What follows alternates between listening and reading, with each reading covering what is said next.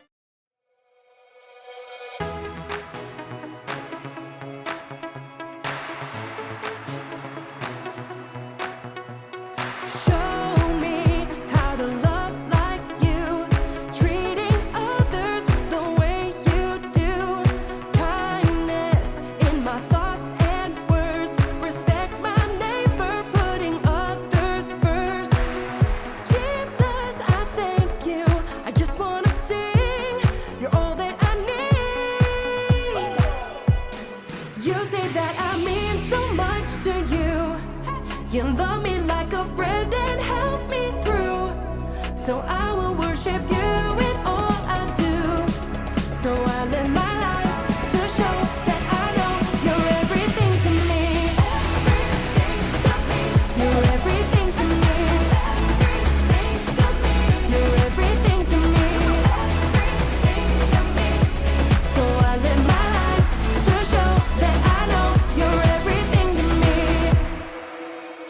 You taught us a brand new way to follow you in what we do and say. Jesus, you are for us. Help us be more like you every day. Jesus, I thank you. I just want to sing. You're all that I need. You say that I mean so much to you.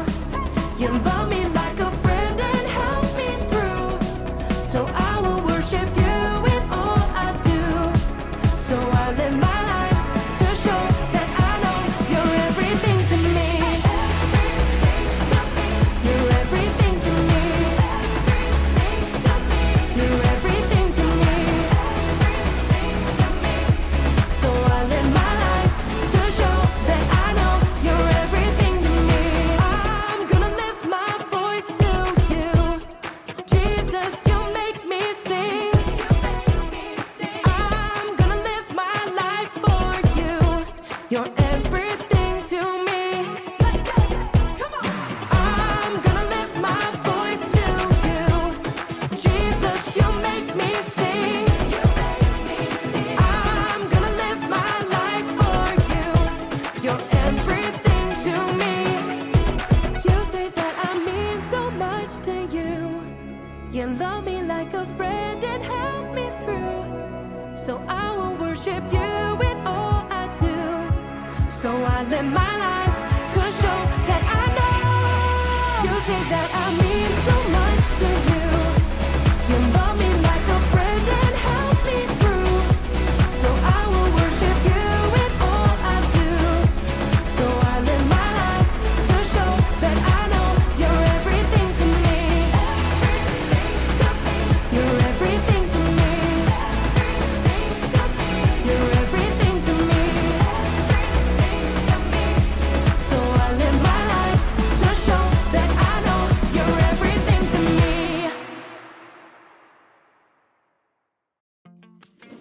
Welcome to Story Lab. This week, we're talking about respect while we take a look at the story of two sisters and how they spent time with others. Come on, Amaya.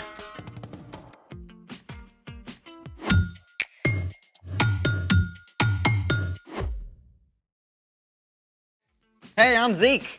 And I'm Amaya, and we're talking about respect, which is showing others they're important by what you say and do. You're important to me. I'm glad to hear But it. see, that's not enough, is it? Saying it isn't enough. I have to do something to show you're important. Okay, you could start by showing me what you've planned for today. You're gonna love it. What is it? 3 guesses. I need one clue. It's cold. We're going skiing? Do you even know how to ski? The only time I tried, I sprained my ankle. Well, we're not going skiing. I need another clue.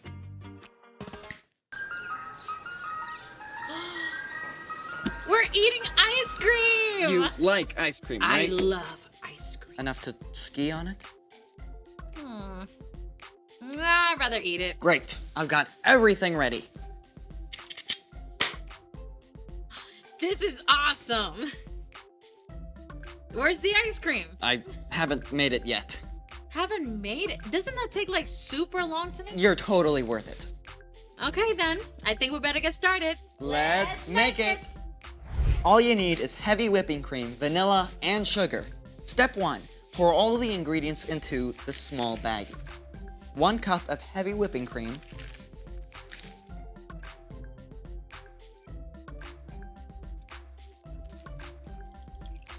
1.5 teaspoons of vanilla.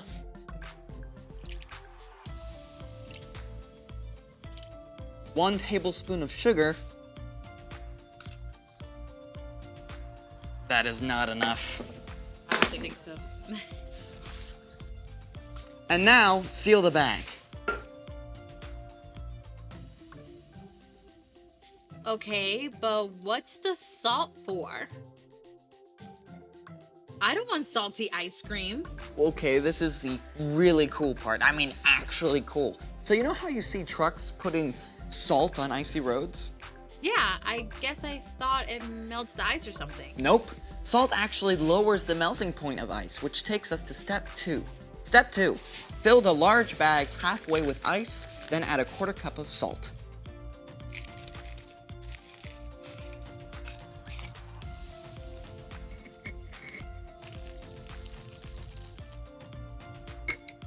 Step 3. Place a small bag inside of the large bag.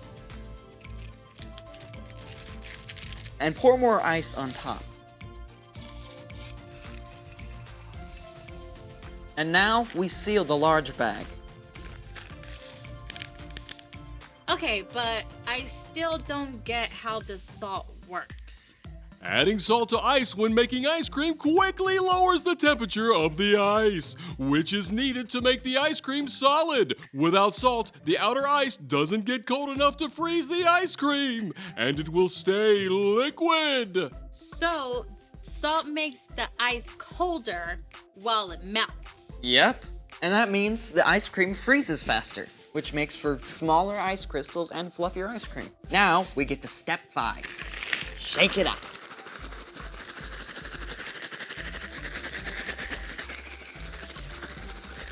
For how long?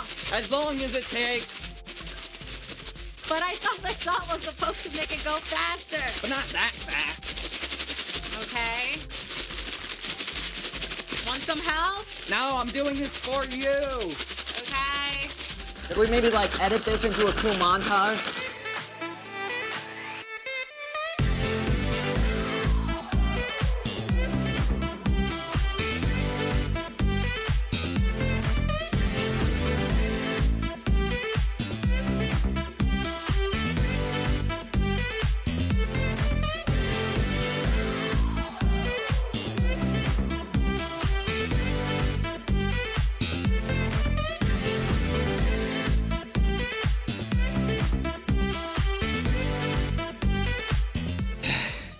Is it done yet?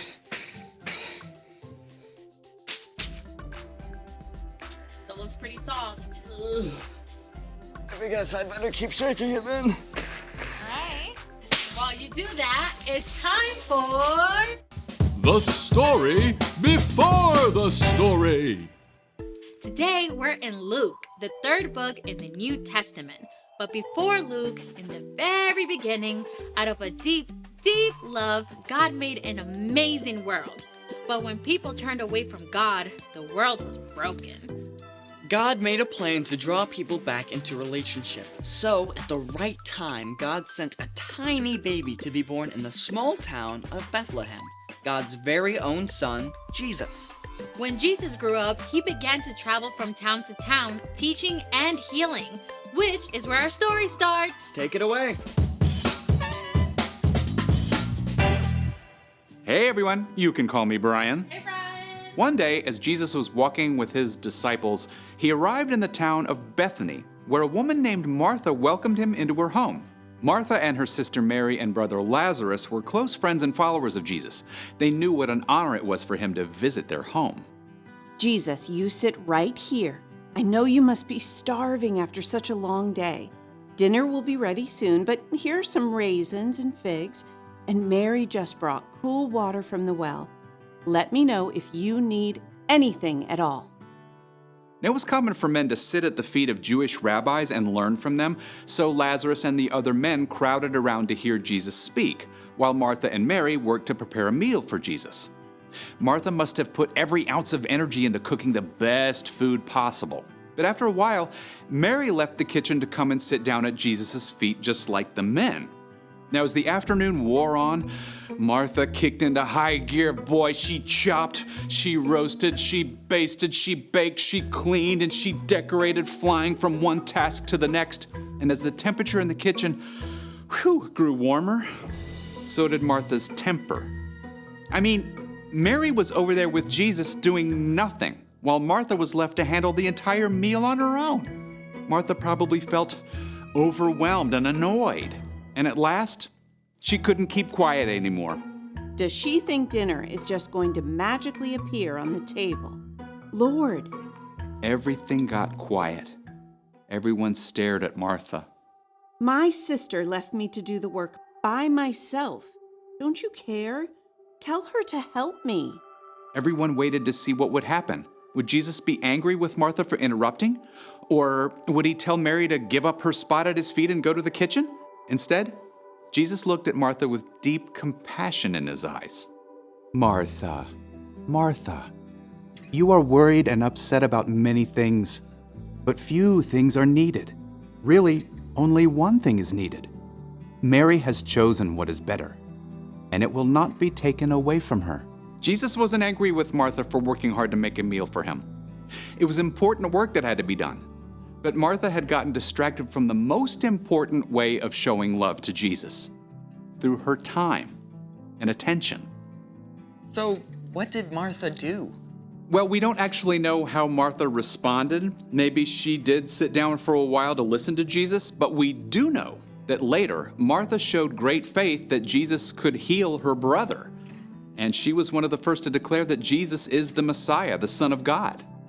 Well, that's good to know. I mean, I feel like Martha, a lot of times, with school and homework and chores, it's really hard not to worry about things not getting done if I take a break. Well, you're not alone. We can all lose track of what's really important. So, What's our part in the story? Well, Martha was doing lots of good stuff for Jesus, but she missed spending time with him. So, the best way to show love for Jesus is by spending time with him first. Yeah, and there are lots of ways to do that. You can spend time with Jesus by reading scripture and talking with him about what you read. Yeah, you can pray and talk with Jesus about anything that's on your heart. You can even spend time with him by listening to worship music.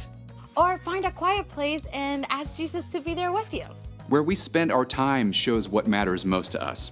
Spending time with Jesus is the most important thing. And spending time is a great way to show others that they matter too. Yeah, like when you get home from school, maybe take a couple of minutes to talk to your mom and dad about your day instead of going right into doing your homework. Or when your little sister asks you to do sidewalk chalk, you can put down your game and hang out with her. Maybe your parents want you to go visit your grandma at the retirement home. You might be tempted to grumble, but remember that when you take time to listen to her stories, you show how important she really is. That's a lot to think about. It sure is. See you next time. So here's the thing. Take time to show others that they are important.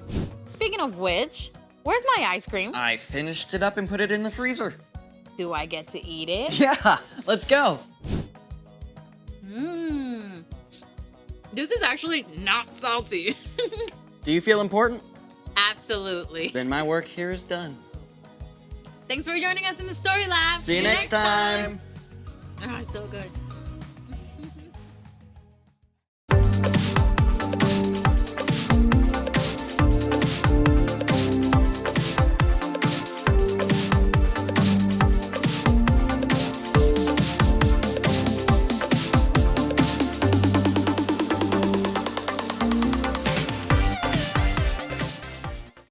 So where we spend our time shows who's important to us. So show the people in your life that are important and that you respect them by spending time with them. So I'll see you guys next week.